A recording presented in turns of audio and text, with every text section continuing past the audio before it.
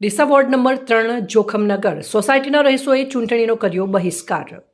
Smart સિટીની વાતો વચ્ચે જોખમનગરમાં અંધારપટ અને ઉબડખાબડ રસ્તા અરજીઓથી કંટાળી વોટનું ટપ્પું નહીં દબાવવાનો મક્કમ નિર્ધાર કર્યો।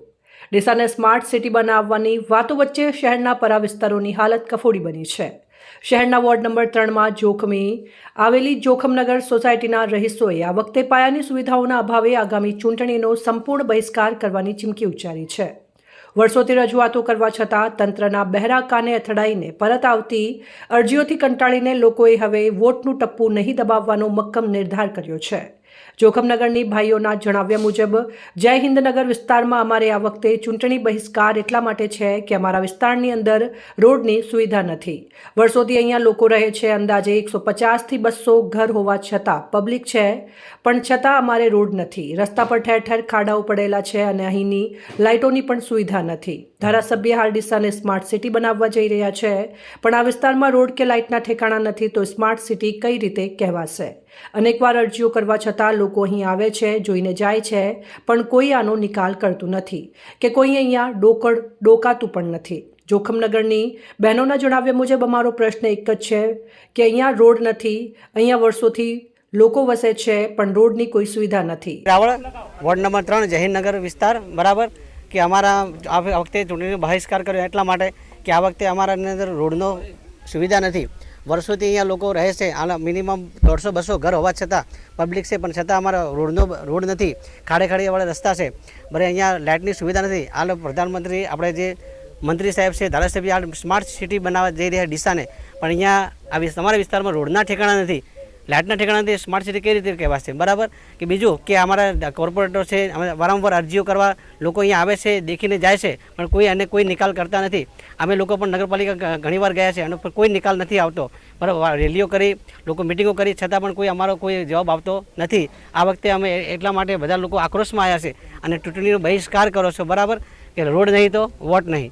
મંત્રી સાહેબ, તમને રિક્વેસ્ટ કરું છું કે બધી તમારી જ પ્રજા છે, તો શું અમારું જોખમનગર એટલે કે તમારી પ્રજા નથી? લોકસભા હોય, વિધાનસભા હોય કે ગમે તેવી ચૂંટણી આવશે તો પછી અમારે વોટ આપવાનો મતલબ શું?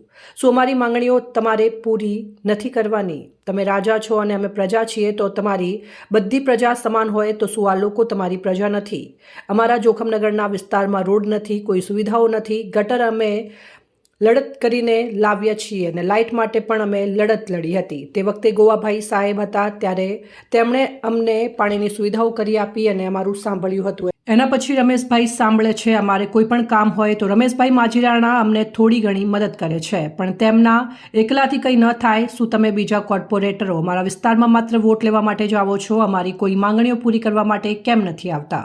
તો મારો મંત્રી સાહેબને એક જ પ્રશ્ન છે કે રમેશભાઈ અને મંત્રી સાહેબ અહીં આવે અને અમારા એરિયાની હાલત જુએ અને અમને રોડની સુવિધાઓ કરી આપે, પછી જ અમે વોટ આપીશું। બાકી આ વખતે એક પણ વોટનું ટપ્પું નહીં દબાઈએ। ડીસા નગરપાલિકાની ચૂંટણીમાં લોકશાહી ખતમ કરી સત્તા પક્ષ દ્વારા મતદારોનો અધિકાર છીનવીને 9 જેટલા ઉમેદવારોને બિનહરીફ જાહેર કરાયા છે। ત્યારે ડીસા શહેરમાં આજે પણ આવા વિસ્તારો છે જ્યાં વિકાસના દર્શન પર પણ થતા નથી। મારું નામ નીતાબેન રબારી છે। આજે તમે અહીંયા ચૂંટણીનો બહિષ્કાર કર્યો છે, શું પ્રશ્ન છે? અમારો પ્રશ્ન એક જ છે ભાઈ, અહીંયા રોડ નથી। અહીંયા લોકો વર્ષોથી રહે છે, પણ રોડની કોઈ સુવિધા નથી। મંત્રી સાહેબ, તમને રિક્વેસ્ટ કરું છું, બધી તમારી પ્રજા છે, તો શું મારું જોખમનગર યાની કે જયહિંદનગર શું તમારી પ્રજા નથી? આ લોકો લોકસભા હોય, વિધાનસભા હોય કે ગમે એવી ચૂંટણી હશે તો પછી અમારે વોટ આપવાનો મતલબ શું? શું અમારી ડિમાન્ડ તમારે પૂરી નથી કરવાની? તમે રાજા છો ને, અમે પ્રજા છીએ। તમારી બધી પ્રજા છે, તો શું આ મારી પ્રજા તમારી પ્રજા નથી?